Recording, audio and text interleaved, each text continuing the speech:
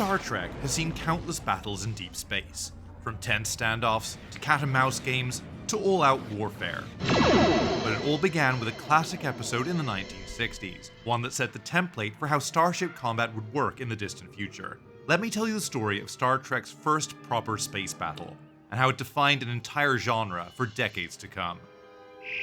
Early episodes of Star Trek the Original Series, or TOS, had plenty of action, but most of it happened on bizarre alien planets or on board the Enterprise. It wasn't until the 14th episode that we got our first proper space battle. Balance of Terror pitted Captain Kirk against a wily Romulan commander, in a high-stakes fight to the finish. Up until this point, Star Trek hadn't really established how space combat would work. For inspiration, they looked to naval warfare. In particular, a movie from 1957 called The Enemy Below. Robert Mitchum is this World War II ship captain, who's pitted in a cat-and-mouse battle against a German U-boat commander. Each is trying to outmaneuver the other, anticipate the enemy's actions as they seek tactical advantage.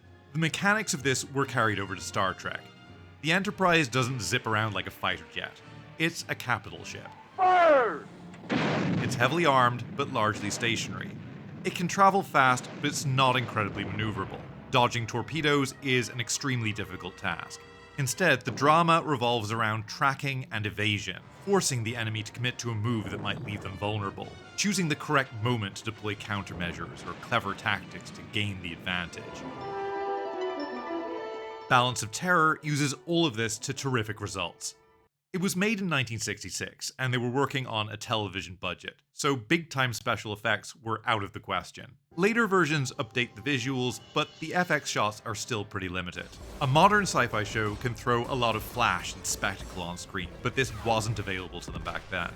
They couldn't just dazzle the audience with flashing lights and explosions. Instead, the TOS writers had to rely on pure storytelling to build tension. Each movement in the confrontation had to have purpose, whether it's to raise the stakes, to reveal elements of character of those involved, or to cause shifts in momentum that shape the next phase of combat.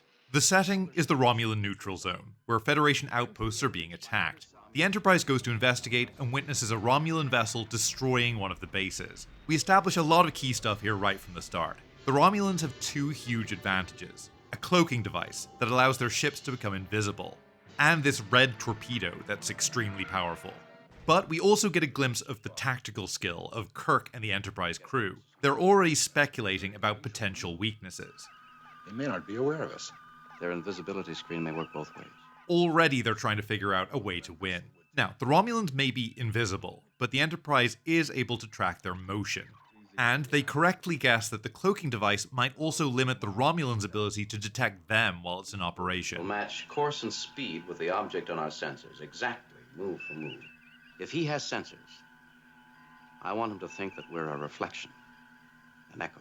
Now, this part where they're following the enemy ship comes directly from Enemy Below. If we can hold an unchanging position behind him, he might mistake us for a ghost echo on these heavy seas. At this point, we flip to see the enemy's point of view. The Romulan commander sees the apparent sensor echo, but he isn't fooled. Commander, it is our judgment we run from a reflection. Perhaps so, but my judgment prevails. This tells us he's to be taken seriously, and he may well be a worthy match for Kirk. Next, we establish the stakes. Kirk consults his officers and concludes that they have no choice but to destroy the enemy ship. They'll be back, not just one ship, but with everything they've got. If it escapes unscathed, the Romulans may be emboldened to escalate to a full-scale war. Can we fight to prevent a fight? Over on the Romulan side, we see that this is accurate. The Romulan commander isn't a warmonger, but he is a man of duty. The Earth commander will follow, he must. And when he attacks, we will destroy him. Our gift to the homeland, another war. His mission requires him to destroy Kirk's ship, and he'll do just that. The stage is set. The outcome of the battle will mean the difference between war and peace. The opening gambit of the battle takes place as they approach a comet. The Romulans hope to use it to obscure their ship from the Enterprise sensors, allowing them to loop back and launch an attack. But Kirk believes they can pinpoint the Romulans' exact location when the ship passes through. At the last moment, the apparent sensor echo disappears from the Romulan screens. The commander realizes something is amiss and pulls away. Escape maneuver 1, quickly!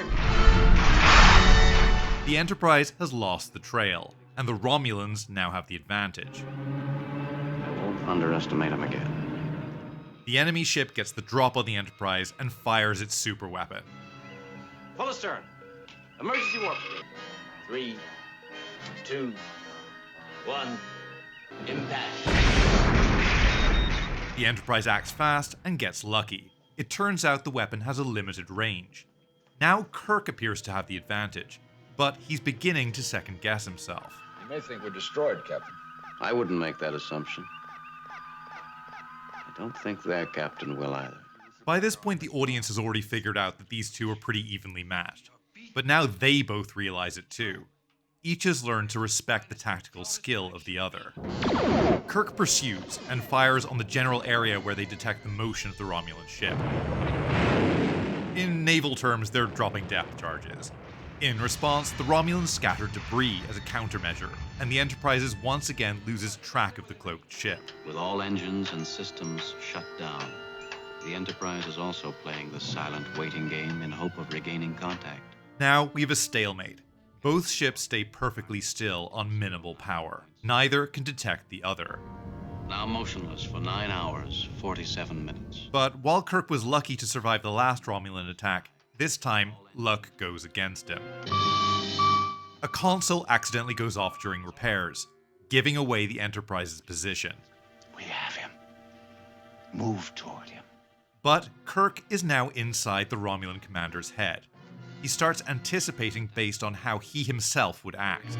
Reverse course. He'll try to slip under it. Kirk catches the Romulan vessel as it comes in for the attack. Advantage, Enterprise. The Romulans eject more debris, hoping it will be mistaken for wreckage. Hidden within is a nuclear bomb. Kirk realizes the ruse at the last moment. Phasers, fire, point blank. This leads to the final movement of the battle. The Enterprise pretends to be crippled, but the Romulan commander suspects it's a trap. Now we go home. He believes he's effectively won, and prepares to withdraw. Now, throughout the episode, both captains have been dealing with a troublesome subordinate, an overly aggressive bridge officer. Each leader imposes his authority early on. There's one thing you can be sure of, mister. Leave any bigotry in your quarters. There's no room for it on the bridge. Do I make myself clear? You're reduced 2 steps in rank. Return to post. But while Kirk is the undisputed master of his ship, it's more complicated for the Romulans. In their political system, intrigue and influence can muddy the chain of command. And it is our duty to crush the Praetor's enemies. The Romulan lieutenant is well connected, and when he calls for a final attack on the Enterprise, he can't be fully ignored. We will attack. But on my order. Against his better judgment, the Romulan commander moves in, and falls right into Kirk's trap. In the aftermath, the two leaders talk for the first and last time. One came out on top through tactics, through culture, or maybe just by luck. It could have easily gone the other way. You and I are of a kind. In a different reality. I could have called you friend. There's a show of mutual respect before the battle reaches its inevitable conclusion. This 50-minute episode was hugely influential on all Trek that followed. The naval blueprint for how space combat worked became a firm fixture. New twists on these cat-and-mouse encounters would recur again and again, with the movies in the 1980s finally providing the technology and the budget to create visuals to match the ambitions of the drama. But more than anything, Balance of Terror shows that space battles can't just be explosions and lasers, simply layered over a bunch of random stuff that happens. Story, structure, stakes, and character will always count for more than even the most spectacular special effects. But what do you think? Does Balance of Terror still hold up? What classic space battles do you think shaped the genre? Let me know in the comments. That's all for this one. I'll be seeing you.